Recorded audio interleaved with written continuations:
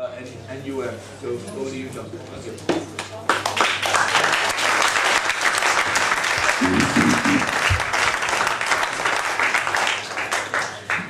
I'm sorry, but I can't speak sat down. There's 30 years of hurt and pain and anger, and I wave my arms around, and I have no wish to injure anybody on the platform, because some of them I don't know well enough.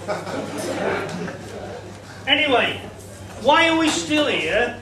Why are we still talking about a strike that happened 30 years ago? If you listen to the learned academics, if you listen to the armchair socialists, if you listen to the media commentators, we're a little bit of forgotten history. We're the people that time forgot. We're from a bygone era when trade unions actually did something. Isn't it remarkable that Bob Crow dies, the one trade union leader who stands and fights, and the media are turning out tribute after tribute after tribute. Yet we are supposed to have gone away. Now, the first time I met Ken Capstick was 30 years ago. I shared a platform with him in Glossop Labour Club. I'd never met him before. We spoke, we shared a platform. Since then, we've shared many platforms. I regard Ken as a first-class comrade and as a friend. That's what the dispute of 30 years ago did. It formed lifelong associations that will never, ever go away. At the time of the strike, I was a branch official in Derbyshire. Markham Colliery, like most collieries, like all of them except the only 3 that remain, it's gone. If you drive down the M1, about a mile or 2 after you get into Derbyshire, you can always tell you're in Derbyshire, the sun starts shining and you feel a lot better. About a mile or 2 down, as I say, at the side of the road is Markham Colliery. 3 collieries and a workshop that repaired mining machinery in that pit yard. Over 3,000 people worked in that pit yard alone. It's now an industrial park. It's got a few lorry distribution centres. It's got a Shell bottled gas centre. It's got an environmental centre with a little windmill on top that whizzes round. They used to pump the gas out of the mine and use that as energy. That's gone because Markham Colliery has been allowed to flood, despite the fact that there are millions and millions of tons of coal sterilised forevermore down there. And a few years ago, the local rag, the Derbyshire Times, did a little survey about 5 or 6 years ago about the number of jobs that have been created on this business park that once employed 3,000 miners. 84 jobs had been created. They built a motorway junction. They've done everything. There's a few more since, and I won't knock the attempts of Chesterfield Borough Council, Derbyshire County Council to bring jobs into that area. The unfortunate thing is that the only jobs you bring are jobs that you've stolen from somewhere else, who come because the rates are a little bit cheaper, because you've got some intermediate status that gets you a grant. So we need jobs from other places in the country. That's what's happened to Markham Colliery. That's why I'm angry. That's why 30 years on, I'm still here. And that's why I'm sure Ken could tell the same story about his pit and about the Yorkshire pit. I am proud of what my union did and how my union fought in that momentous year. But why are we still here? We're actually celebrating. We're not mourning 30 years of hurt and pain. We're celebrating what that year meant. It's been talked about the solidarity. For myself, It was the greatest year of my life. It's the first time I've ever got paid for doing something I enjoy. £2 a day for picketing. Little bit better than a 0 hours contract. But then again, we had to sit at the side of a telephone to find if we were wanted. We had to sit about waiting to be sent somewhere. Little bit like Mike Ashley and Sports Direct and his people do now. But we're still here. We're still fighting. And recently, things made things. We had a little day in the sunshine. The Cabinet Papers were released that proved we were right, that Margaret Thatcher had been meddling behind the scenes, that everything she'd said was a lie. Those Cabinet Papers proved that there was a hit list of pits, that the government had a strategy to defeat the NUM. Now I got up on the morning those papers were released. Look no. On BBC, it actually said that the release of the Cabinet Papers indicate that Arthur Scargill may, only may, have been right when he said there was a pit closure programme. And I thought, there's 3 pits left in country and he may have been right. But at least they said it. I then waited for the national BBC News to tell me a little bit more about it. It's a good job I didn't hold my breath, because the only thing I learned was that day coincided with the 100th anniversary of the Brownies. That had more importance to the BBC that Mark has pointed out, famously, allegedly, accidentally, reversed. Now, can you imagine people who are experts in editing accidentally reversing a film sequence? Imagine you went to pictures to see the latest blockbuster and it started at the end and that was it, and you had to walk out straight away. That's how daft and ludicrous that is.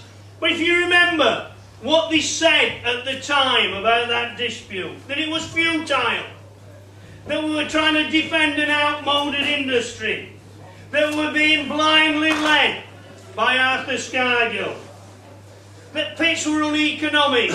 And here's a lesson for today. Successive governments are very good at softening us up. They don't come and hit you in the teeth straight away. They creep up behind you and hit you on the back of the head. I'll come to that later. What they do, they start dropping these little phrases. A few years ago, it were gold-plated pensions when they were talking about public sector workers. Strivers, not skivers. Here's somebody who fought for a whole year to keep his job. I don't know if that makes me a striver or a skiver. All these little things, and at that time it was uneconomic pits, uneconomic pits. That's all they talked about. Now, I'll give you I'm not a statistician, I'm not a learned academic. My union made the mistake once of sending me to Ruskin College. Don't cheer, because the only useful thing I learned was the train times back home. I didn't exactly fit in. Anyway, uneconomic pits and subsidies. Now, what they don't tell you is that the National Coal Board had one customer, Central Electricity Generating Board, and prices were rigged so that if you like to use that phrase, so that electricity was produced as cheap as possible. When Thatcher came to power in 1979, they started readjusting the figures to make it appear that our coal, the most efficiently mined under the most modern and safe circumstances in the world, they tried to make that seem uneconomic. 1979, and as I say, I don't often quote statistics, subsidies. Belgium £34 a tonne, subsidised their coal. France, £17 something a tonne. West Germany subsidised every tonne of coal by £41. The alleged subsidy for British coal were £1.62 a tonne. Uneconomic pits, as Ricky Tomlinson might say, my elbow. So that's one of the things. They threw another red herring up. A ballot. You should have had a ballot. Bob Crow, who tragically died, could tell you about ballots, because every time the RMT won one, somebody took them to court because they'd missed a comma off the name, because they'd misspelt it, because they'd printed it in italics, or that 6 people out of thousands and thousands didn't get a ballot paper and it was declared illegal. That's what, they have no ideas about trade union and labour movement democracy. 2 years previous, on 2 occasions previously, and Ken will confirm this, we had a national ballot that rejected an incentive scheme. We still ended up with an incentive scheme. The High Court said ballots don't matter. Suddenly, because a strike starts at rank and file level at Corton Wood, and those comrades ask for solidarity, it's all wrong. You should have had a ballot. Well, I'll tell you what, we did have a ballot. The Yorkshire lads came down to Markham, stopped us in the pit yard, we all got off the pit buses, walked up to Duckmanton Miners' Welfare round the corner. The Yorkshire lads addressed us, says, "Are we as lads?" And we had a ballot. We put his hands up to a man and said, "Yes, we're with you."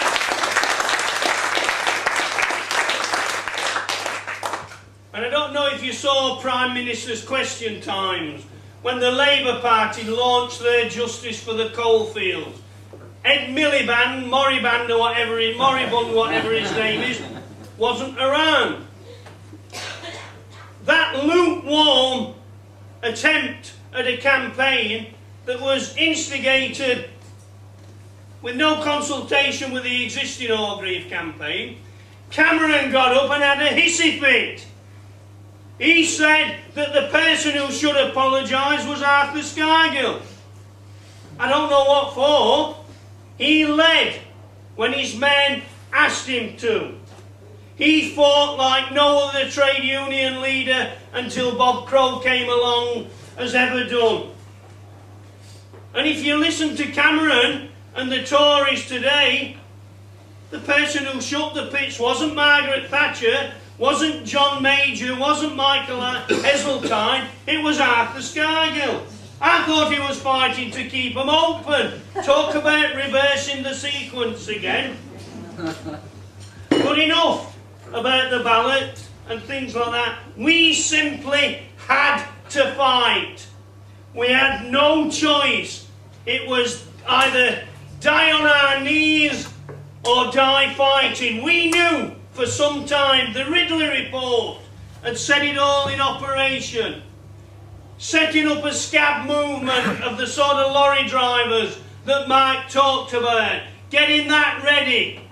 Softening up Thatcher's cabinet papers. She actually had a secret committee that didn't report to Parliament, didn't even report to the rest of the cabinet, called MISC MISC 57, that coordinated everything throughout the strike. We had no alternative but to stand and fight, not just for his jobs, for our communities, for our families and for our futures.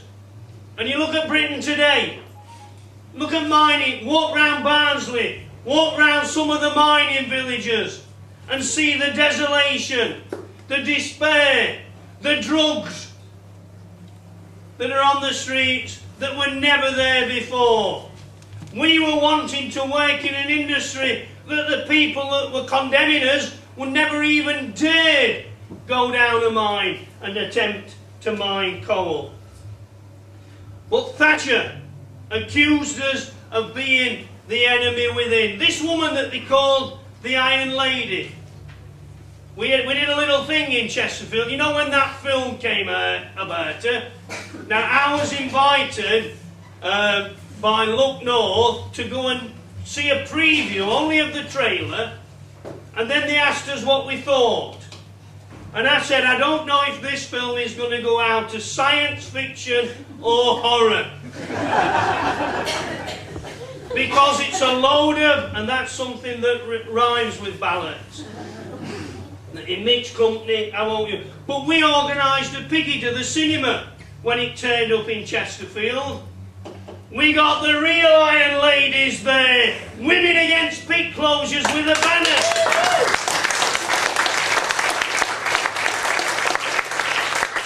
And I take my hat off to the women of the coalfields who stood shoulder to shoulder, who carried that strike when Derbyshire NUM had its funds sequestrated.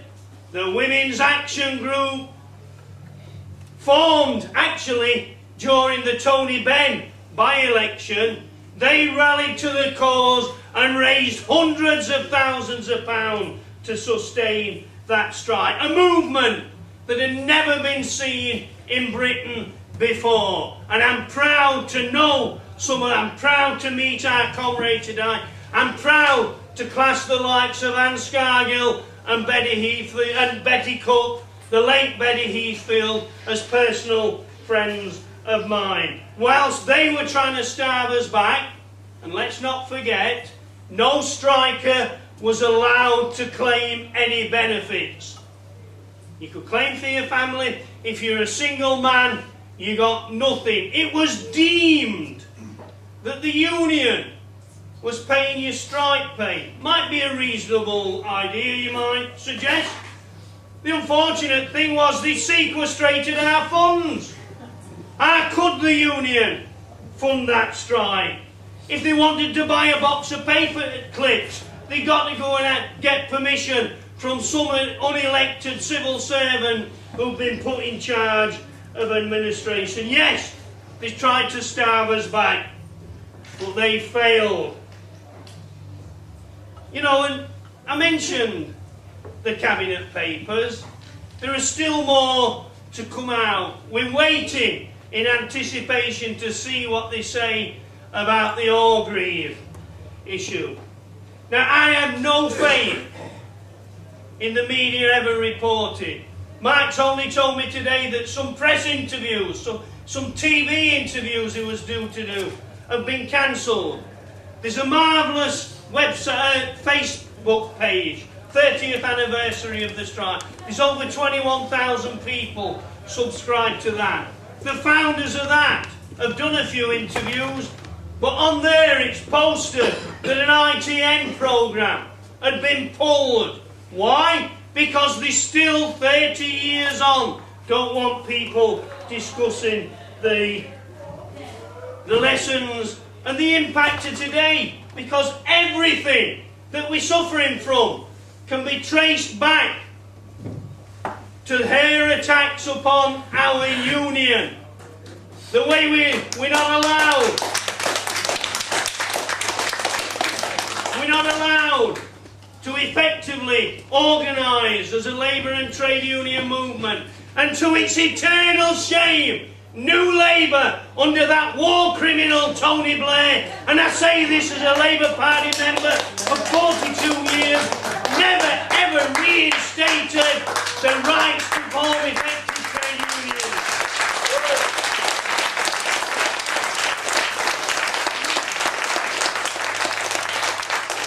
Now, if you were talking to anybody about a country in which you had roadblocks on every motorway junction in mining areas, if you talked about a country where even the tiniest little country lane had a police cordon on, if you talked about a country where policemen marched, not walked, marched in formation, hundreds and hundreds, to tiny little villages on a daily basis, if you talked about a country that had cavalry chargers down streets, attacking anybody. People stood on the doorstep. If you talked about that, you'd think we were talking about some third world dictatorship.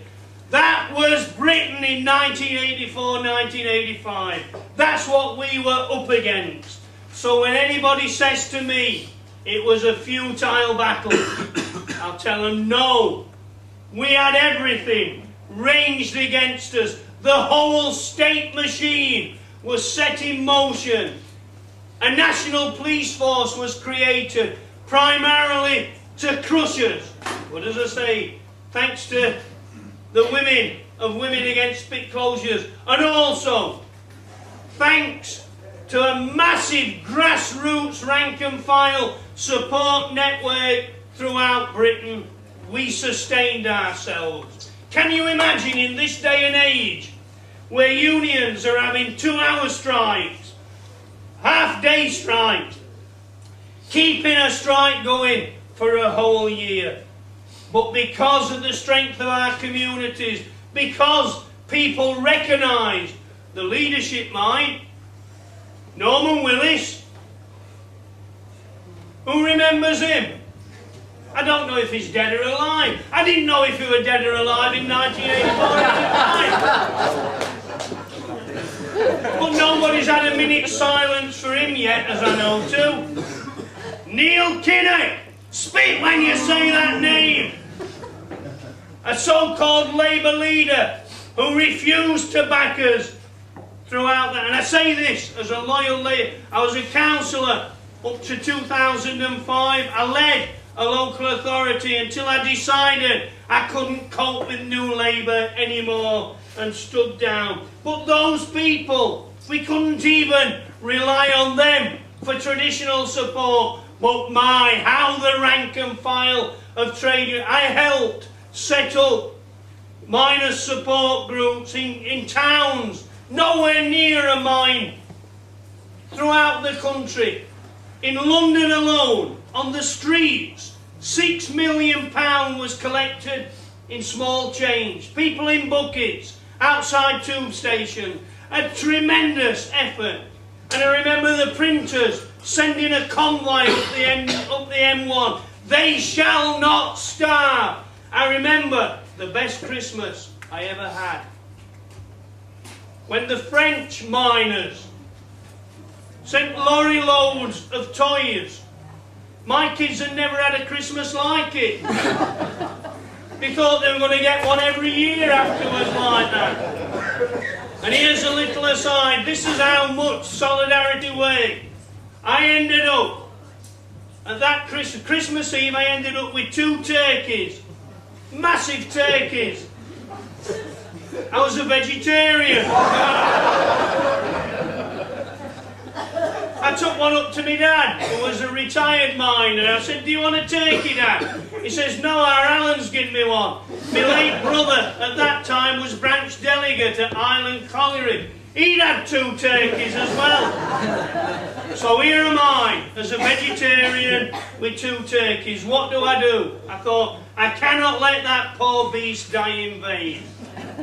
And I've found out since that animal tissue is 80% water anyway. So I was only a 20% meat eater, I suppose. But I thought, that turkey has not died in vain. And the dog had one. He thought he was going to get something like that regularly. He went back on Chappie after that. And I enjoyed meat for the first time. I'm no longer a vegetarian, but it's got nothing to do with that. But as I say, that's one side of it. The other side was the whole state machine. And Marx quoted some statistics. As I said, I'm not a statistician, but listen to these. Number of NUM members in 1984, 180,000. It's a few hundred now. And we were wrong to fight. People still try and tell us. Number of arrests was actually 11,000. That's the population of a small town. Can you imagine that? 11,000 people being criminalised. Number actually injured, over 7,000. Now that's people who required some sort of treatment, not just people, you know, who suffered a little bruise and a scrape. Number of miners victimised, sacked, some of whom today have never worked since. 966 miners were sacked for defending their union. 2 miners murdered. Dave Jones and Joe Green. We'll honour them this coming Saturday, like we do every year. Joe Green, an older miner, picketing a power station, when the policeman in charge said to a lorry driver, "Don't bother about them, go through them." He went straight through Joe Green. Was he charged? No.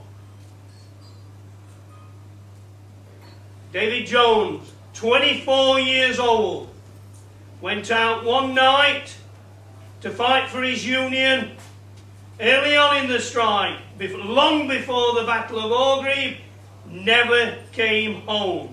Imagine that. You go out to picket on behalf of your union and you don't come home. Never saw his kids grow up, never saw any grandchildren. That's the true statistic of the strike. And they said, we were violent. And just again, to digress, the trouble with making these speeches is things come back to you. You know, it's like suddenly getting deja vu for something that you'd forgotten about. I was arrested, again, long before Orgreave, Cresswell Colliery, April the 9th. And they might not know the copper's name on that picture, but I know the copper that did me, P.C. Moss of the Blackpool and Fylde Police. I don't often go to Blackpool, but I walked up the promenade a few times looking for him. I had the unfortunate situation where I was facing the picket line, not the police. And P.C. Moss took a shine to the back of my head and smashed it in with his truncheon, and then arrested me for threatening behaviour. They took me to a police van and offered to take me into the Pit Medical Centre for treatment. And when I pointed out that they were scabs that had just walked past me and they weren't touching me, the policeman kindly said, "Well, if him bleed to death then." And we were the violent ones. They even took me to hospital and got the doctor to stitch me up without anaesthetic. That does hurt, I can tell you that. When I appeared in court, a few months later, having given bail conditions that said I couldn't go anywhere near British Coal property, when I appeared in court, charged with threatening behaviour for intimidating a police truncheon with the back of my head, they dropped a second charge, watching and besetting. I never heard of it. I didn't know. I thought besetting, that sounds serious. I thought besetting was something that people like Jimmy Savile did to animals. I didn't know what it was. It's an act from the 1700s. It means you look at people. So I had the bizarre circumstance of threatening a police officer whilst looking at him with the back of my head. The stipendiary magistrate, as he was called, a judge. The NUM was actually taking a private summons out on my behalf. So all these witnesses appeared and all told a different story. The stipendiary magistrate says, "I believe everything Mr. Dunn has said." I thought, I've cracked it, I've got off with it. But I find him guilty. Now, we can laugh about that. That's a criminal record. Since then, I've had to declare it, because I work with children. convictions, threatening behaviour have been criminalised. Now, to me it's a little bit of badge of honour. But can you imagine if you did a police check on somebody as an employer? It doesn't say threatening behaviour for threatening a police truncheon with the back of his head. It says threatening behaviour. Can you imagine all those 11,000 people who were arrested when they've got to turn up and declare convictions like that? So yes, I'm angry. 30th anniversary. And we have to learn some lessons. It's not about nostalgia. It's not about me and Ken having a pint and talking about what a great year it was. We could do that. We have to learn. One thing those cabinet papers said, Thatcher on a few occasions was terrified. She was ready to get the troops, not just to hammer us, but to get ready to move coal. She was so afraid. At times we came so close. Imagine if we'd had the full unconditional support of Neil Kinnock and Norman Willis, what we could have achieved. Imagine what a world it would be now had we won. We're still fighting the same sort of enemy, whether it be called austerity, whether it be called an attack on workers' rights, whether it's against zero-hour contract, it's still the same enemy. It's still the capitalist class. And let's make it clear, Arthur Scargill fought for his class, and so did Margaret Thatcher fight for her class. She didn't do it just because she didn't like us. She was representing her class. And don't we wish that we had leaders that did that? Instead of Ed Miliband talking about responsible capitalism. Capitalism's always been responsible. It's responsible for suffering, for war, for unemployment.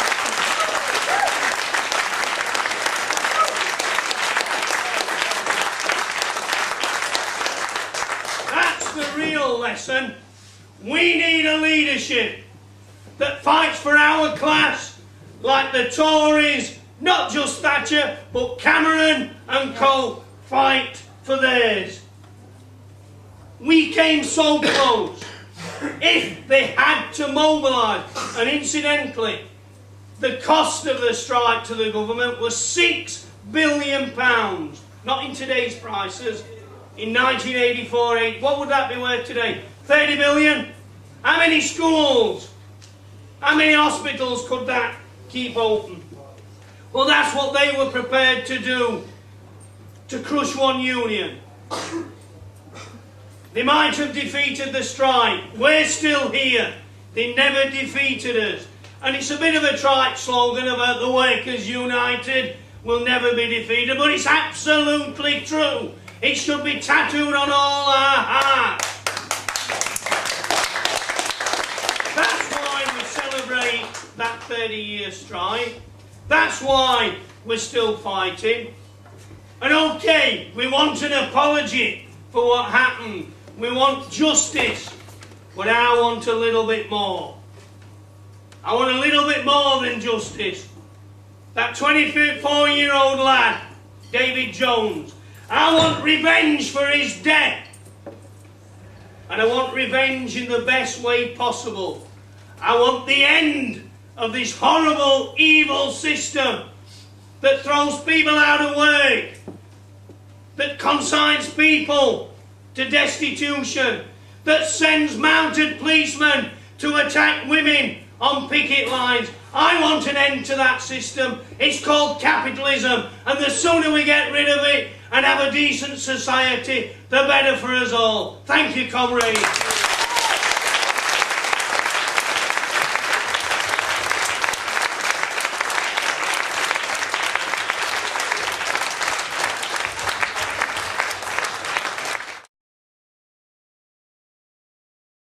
In these very uncertain times, there's one certainty that we can take pride in. Tonight, the lady pity is not for returning.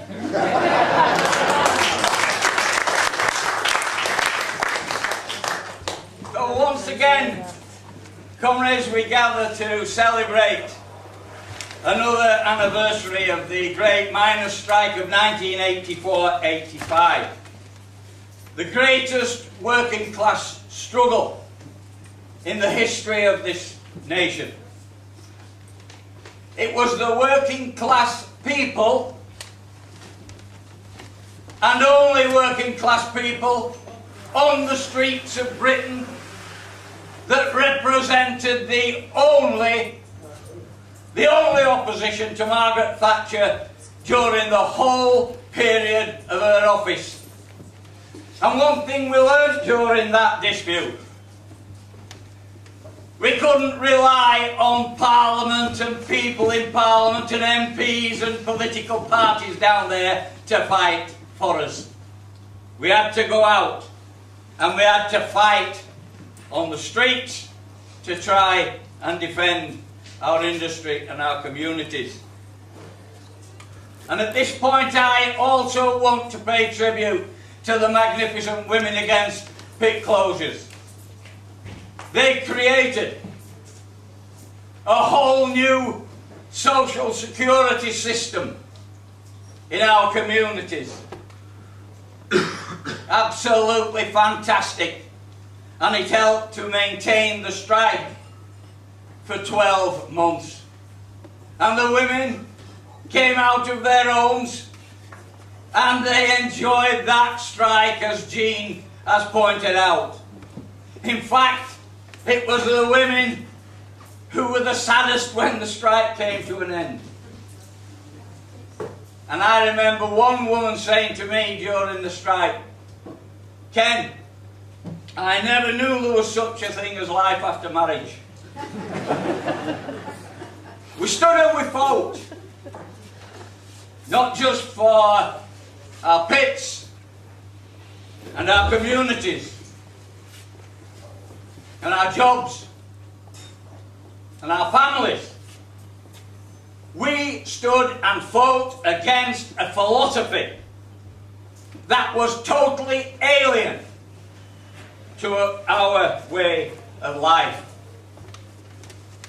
We were treated to monstrous bullying and state violence, not just at Orgreave, but in our villages, in our communities, and sometimes actually in our homes. We suffered a constant barrage of media attacks and misrepresentations, amounting to psychological warfare against one section of the British people. Regardless of all this, we argued for our industry and against the vicious pit closure programme designed to decimate our coal mines and our communities and the values for which we stood. And we knew we were telling the truth then, but now, of course, since January the 1st, it has been made official that we were telling the truth. Our leaders were vilified night and day, and they still are today as I speak. And now we know that our only crime was that of telling the truth and fighting for what we believed in. The attack on our industry was an attack on all working class organisation in this country, and it was a prelude to the attacks on working class people right across the globe, in order that we should be forced to embrace a global economic order based on unfettered free market ideological principles. We must never ever underestimate the national and global economic significance of the miners' strike. If we had won that strike, it would not only have changed the economic circumstances that followed in respect of this country, it would have changed the economic circumstances that followed in terms of the global economy. The NUM would have emerged even stronger had we won that strike. The entire trade union movement would have emerged stronger had we won that fight. The mass of anti-trade union legislation that was enacted would never have been enacted had we won that strike. Thatcher's premiership would have been fatally damaged, and the whole neoliberal agenda would have been flattened had we won that strike. That's what was at stake. And when John was saying, about 30 years on, is it important? It's important.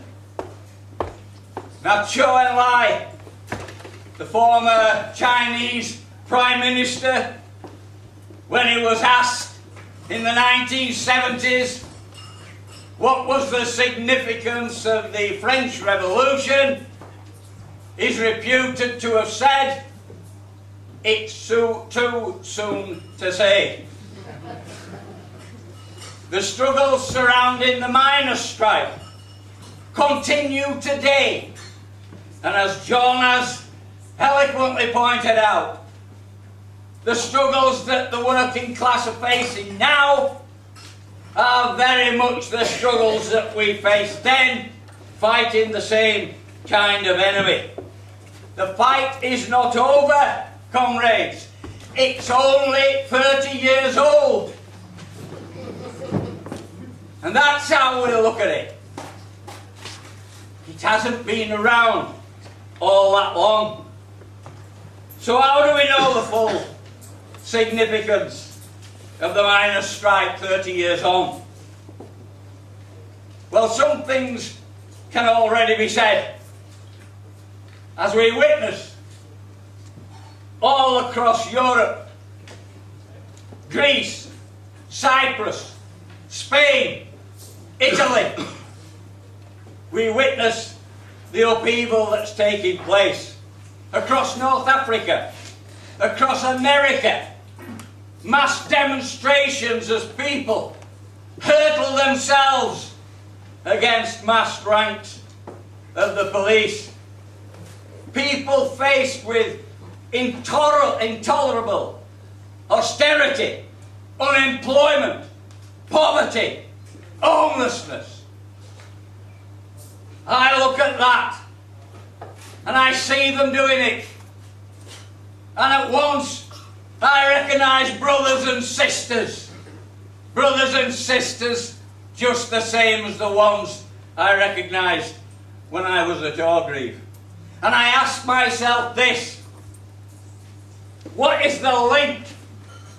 What is the link between the miners' strike of 1984-85 and the present global economic crash?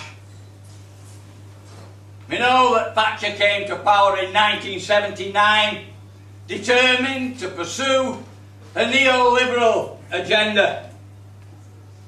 But it was also very significant that in 1980 she was joined by Ronald Reagan in America, and they dovetailed perfectly in terms of the economic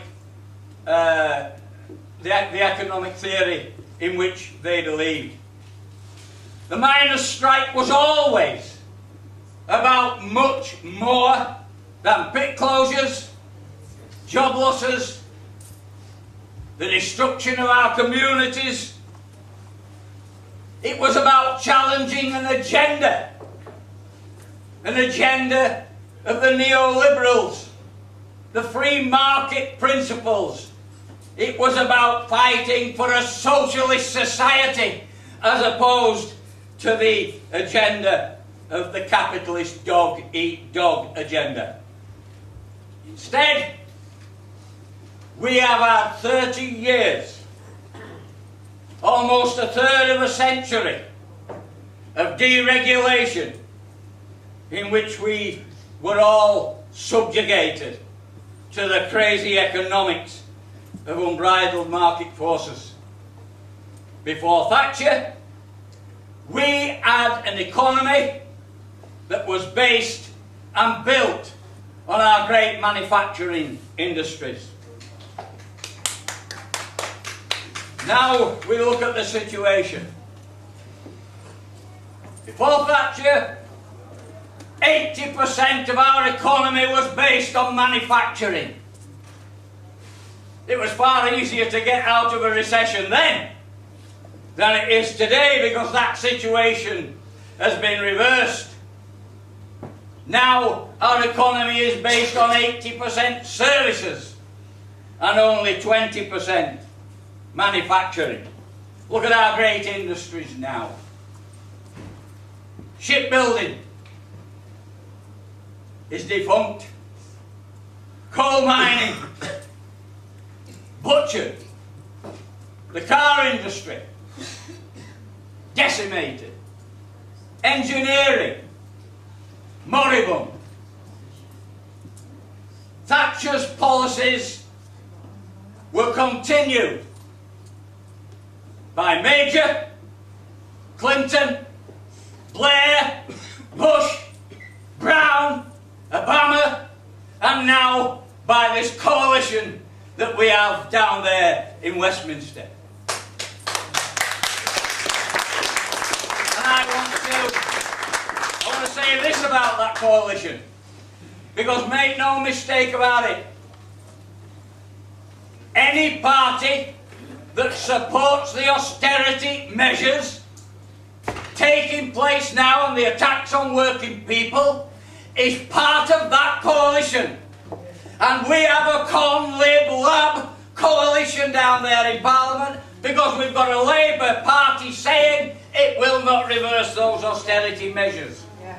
Now, if they're not going to reverse the austerity measures, then it's logical that they are part of them.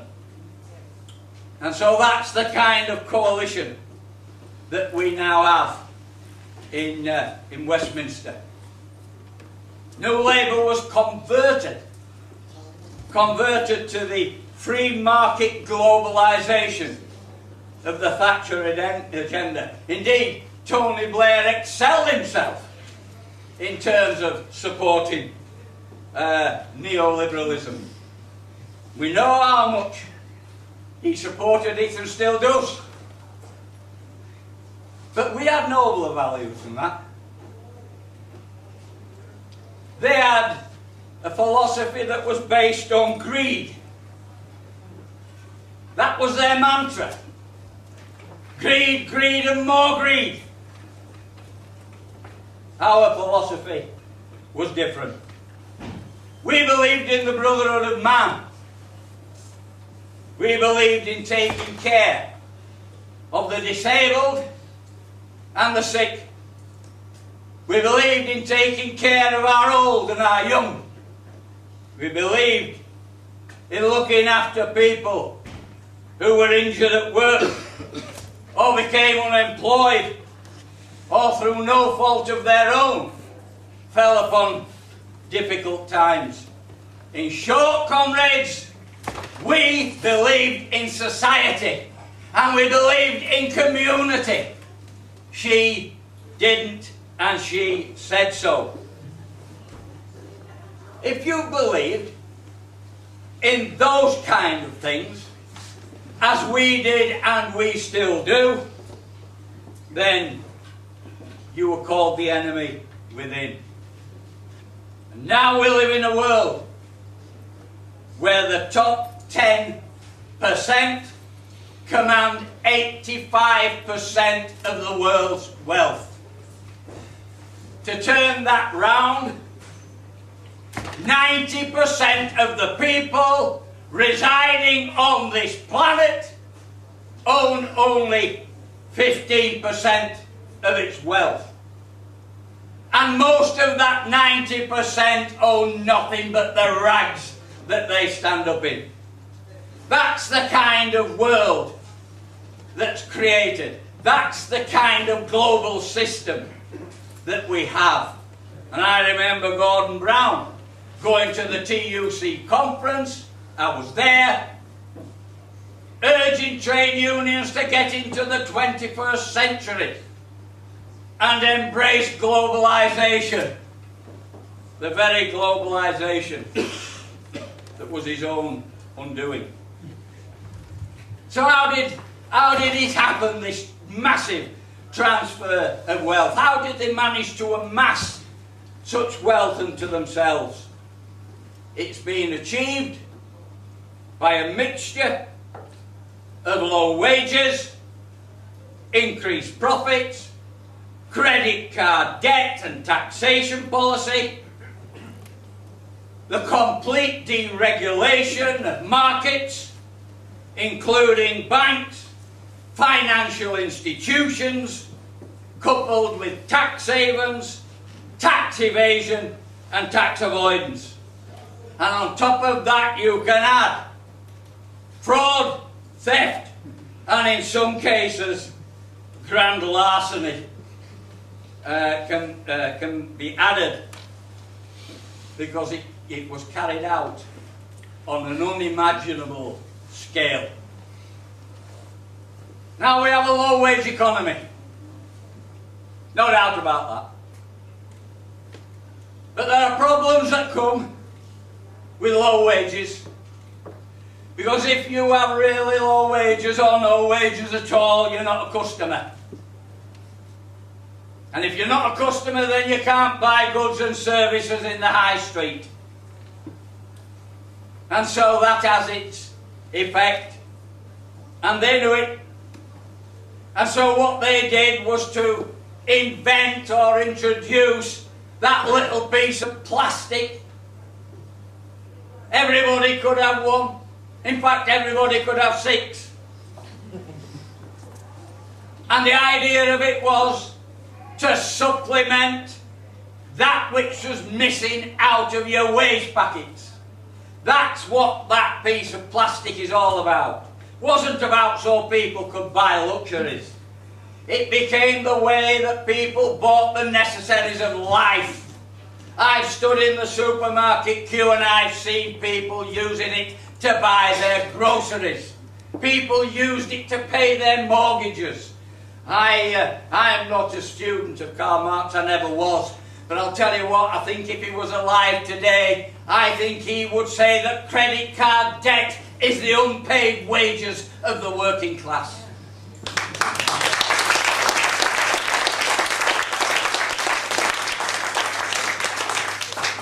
And the biggest admission of low wages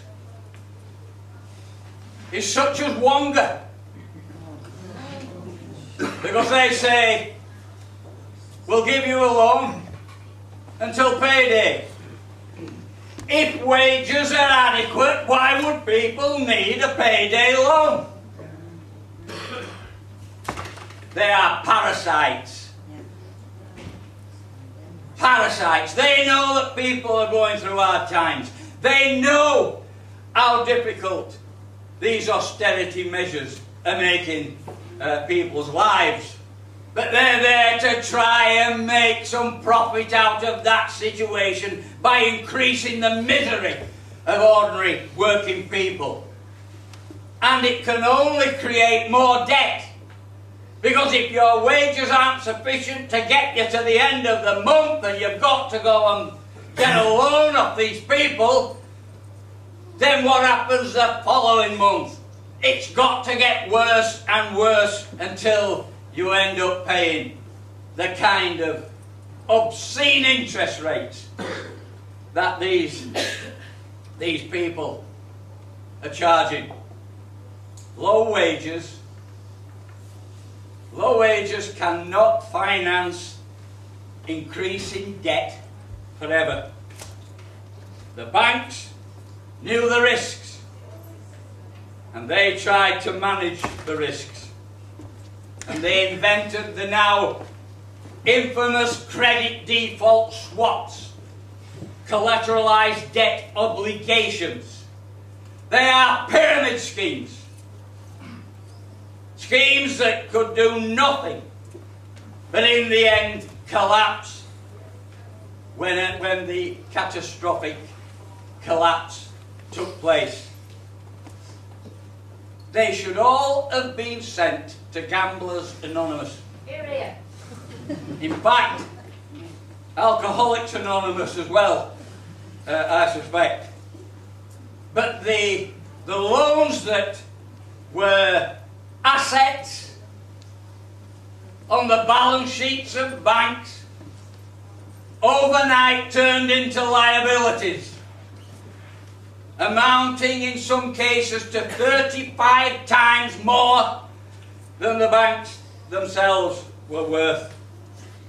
They made Las Vegas look like a haven of moderation in the way that they gambled away money. And they were allowed to do it. They were allowed to do it because Thatcher had deregulated the whole financial system to allow them to do it. Something else that she wouldn't have been able to do if the miners had won the strike in 1984-85. But when the pyramid of fantasy insurance collapsed, the banks were left with billions of dollars of fathomless debt on their balance sheets. Such was this insurance that they bought off one another that when the collapse came, it went right up the pyramid to the top and bust the biggest insurance company in the world, AIG. AIG. Wayne Rooney used to have that on his football shirt. AIG. When they were playing at home. Because when they weren't playing at home, they were playing a different strip. So he had AIG on his shirt when he was playing at home. What he was doing when he was playing away, I've no idea. But it wasn't just the subprime market in America. I mean, it was the big domino that went first. But that wasn't all. It was the whole debt system that they created to keep people's wages low. And once the investors in these credit default swaps and collateralized debt obligations and God knows what else lost confidence in that system, the whole global system that was propped up by debt was brought down by greed. And the most recent example of this is the Royal Bank of Scotland. Now that's 81% owned by the taxpayer because we bailed it out. 81% owned by you. And yet we find that they've got 38 billion of toxic debt on their balance sheets. 38 billion. So they found a way to get round that. And what they're doing, on the advice of Nigel Lawson, is to create a good bank and a bad bank. And they put the 38 billion of toxic debt in the bad bank, and then they look at the good bank and say, what good boys are we? We've got a good bank here. Actually, it's making a loss, but it's they reckon it can recover. And when it recovers, we know what they'll do with the good bank. They're already planning it. Sell it off sell it back to the bankers. But what about the elephant in the room? What about the 38 billion that's in the bad bank? Who's going to pick that up?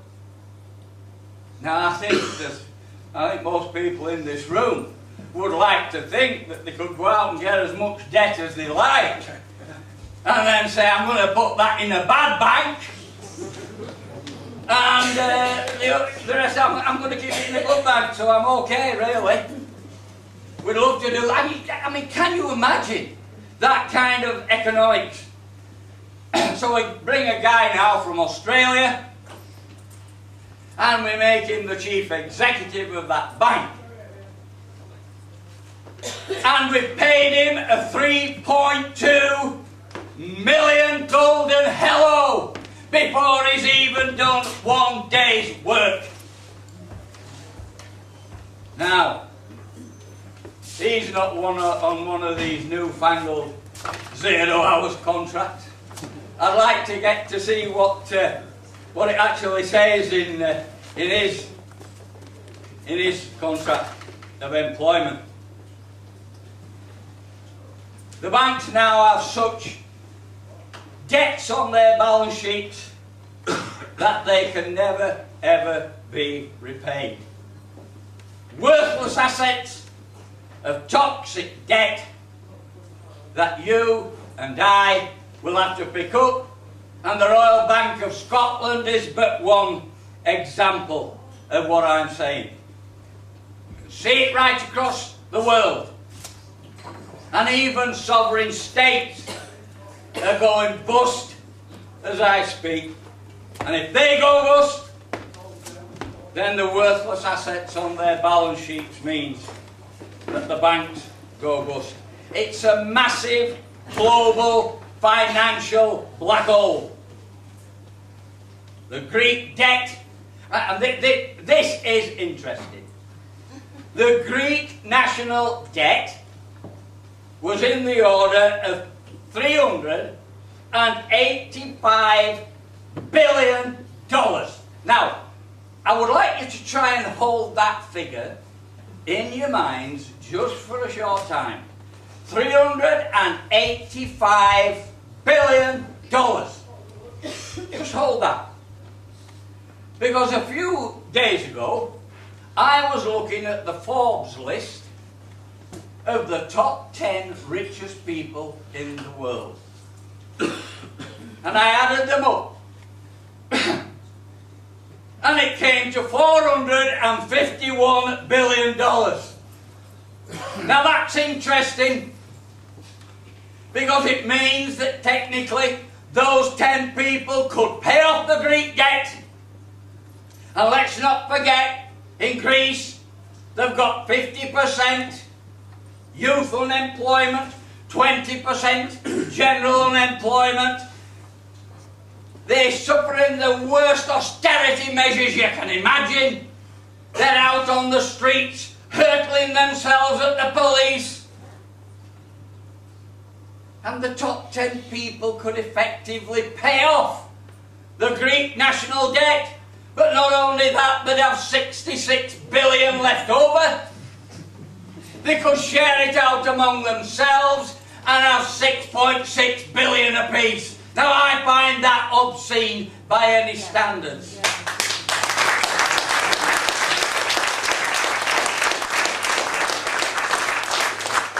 All across Europe, governments are in billions of euros of sovereign debt. So they separate them into good banks and bad banks. Good banks are theirs and bad banks are ours. But now, comrades, we face the greatest class robbery of all time. Capitalism is out to solve its crisis on the backs of working class people across the world. And me and my good comrade John, and I'll tell you, we've been having meetings. How many turning up? 2. and John. And we have a cup of coffee, and we talk about the situation and what me and John can do about it. Now, before you laugh at that, I remember when 6 people were meeting in a room, in a tap room, with a pint of beer each, and we changed the entire Yorkshire coalfield, and we changed the entire national coalfield, as we gathered strength and went forward. Me and John have been talking about how we can ignite a campaign against these austerity measures. And we are prepared to go and speak. We're prepared to fight as hard as we fought during the miners' strike. Not for ourselves, but for the people out there that are suffering as a result of these austerity measures that are being forced onto people. In Britain, the welfare state is under attack.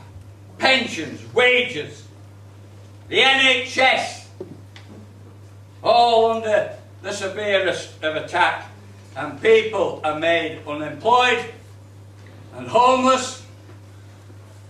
And the obscenity of this, where people are made homeless, is the very people that we've used taxpayers' money to dig them out of the hole they're in, and then coming and taking people's homes off them because they haven't been able to pay the mortgages. If you want obscenity, you don't really have to look far to find it. And the millions used to try to solve the Greek debt is not all the Irish debt, all the debt in Cyprus, all the debt in Spain or anywhere else. It's not for the ordinary people of those countries that those bailouts took place. The money was simply poured straight into the black hole of toxic debt in the banks. So across the world now, we're seeing mass demonstrations taking place. And I look at those demonstrations and I can feel for the people that are on them because I've been there. I was there with John at Orgreave, whether it's in Greece or Spain or Italy or France or here in Britain or across America. Millions and millions of people, millions and millions of people are becoming the enemy within. So we're not on our own in that respect. We have to support all of those who are fighting back against tyranny. That will only get worse.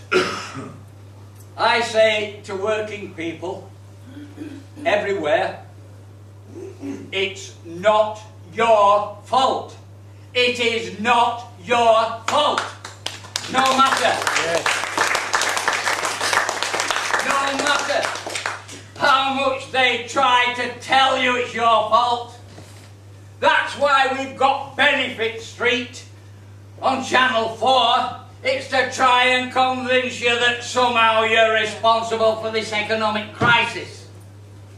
Well, I don't see how a few people who cheat the benefit system, whether it's one benefit or whether it's another benefit, I don't see how they brought about this global economic crash. It was the bankers and the financial institutions that were allowed to go out and do whatever they liked because of the deregulation that Thatcher gave them that's allowed the world's economy to crash.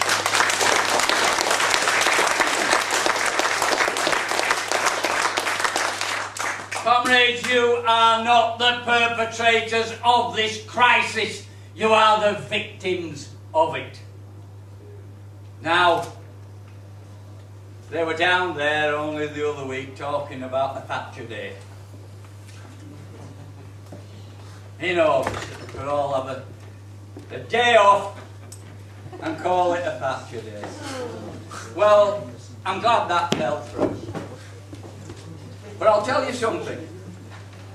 On the 5th of July, this year, let's remember it, it will be the 66th anniversary of the National Health Service. And I think we should have an hour and Bevan Day on the 5th of July. We should all take a day off work and celebrate an hour and Bevan, and celebrate the National Health Service, and celebrate the comrades, as we charged the massed ranks of the police at Orgreave, we were fighting an evil system that Thatcher intended to impose not just on this country but on the world. And we see the results of it today wherever we look. We were called the enemy within. And now it's clear for all to see who the real enemy within was, as revelation after revelation comes to light, and I understand that later this year there will be more. A miners' vote against an evil system of unbridled capitalism and its credo of greed. Today's young people are rebelling all across the world, fighting the same enemy for the same reasons that we fought at Orgreave 30 years ago. But there are already those preparing. I want to warn people, there are already those preparing to hijack the 30th anniversary of the miners' strike for their own reasons, to rubbish the strike and to rubbish its leadership and to question its validity. We must ensure that there are those who are going to fight back and make sure that the 30th anniversary of the strike belongs to us and not to those who would want to steal it for their own purposes. I was asked to go and speak in London recently, on the 29th of March, about the miners' strike, and I agreed, perhaps naively. But then I found out that one of the speakers would be Neil Kinnock, and I pulled out because I'm certainly not prepared to go on any platform and speak with that man. And now they are using the media. We had a terrible programme in Yorkshire recently, the Inside Out programme. It was absolutely despicable. There's been another in Wales, and the same people are orchestrating it and taking part in it. I regard them as traitors to the movement, traitors to the strike and everything that we fought for. So we have to fight as hard as we can against the austerity measures that we're now facing. If we can turn this magnificent moment while people are coming out to meetings again instead of staying at home. And we've had some fantastic meetings over this past week.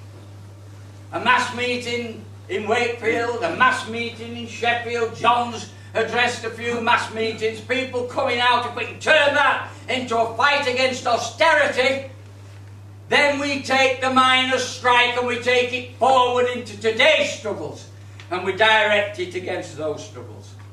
I have one straightforward and simple message to those taking part in fights on the streets across the world, who are fighting our fight, because working class people fighting in Greece are fighting our battle. Make no mistake about that. And I have one simple message for them. Keep fighting. Keep building. We're on your side. More power to your elbow. And never forget, the victory is in the struggle itself. Thank you very much.